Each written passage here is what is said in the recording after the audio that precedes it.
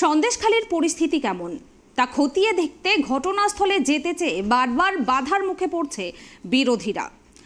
রাজ্য সরকার পুলিশ দিয়ে তাদেরকে আটকাচ্ছে, এমনটাই মন্তব্য করলেন আজ বিধানসভায় সাংবাদিকদের প্রশ্নের জবাবে ভাঙড়ের আইএসএফ বিধায়ক নওশাদ সিদ্দিকী। তিনি বললেন, বিরোধীরা সন্দেশখালী গেলে তৃণমূলের আসল সত্য সামনে চলে আসবে, তাই সেখানে যেতে বারবার বাধা সৃষ্টি করা হচ্ছে বিরোধীদের।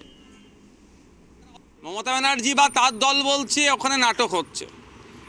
যদি নাটক হচ্ছে না হচ্ছে কি হচ্ছে, আর ওখানকার যারা বসবাসকারী যারা আছেন, যারা অত্যাচারিত, যারা নির্যাতিতা, তাদের কথাটাই আমরা বিশ্বাস করে সেখানে যাওয়ার চেষ্টা করছি, তাদের পাশে থাকার চেষ্টা করছি।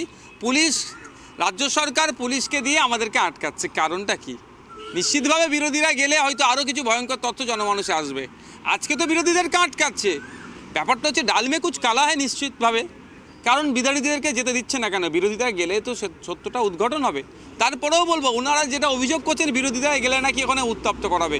যদি কোনো বিরোধী গিয়ে ওখানে উত্তপ্ত করে, তাদের বিরুদ্ধে আইনত ব্যবস্থা নিক না, সেখানে তো আমরা বলছি। কিন্তু আইনত ব্যবস্থা নেওয়ার প্রশ্নই আসছে না, কারা উত্তপ্ত করানোর জন্য যাচ্ছে না।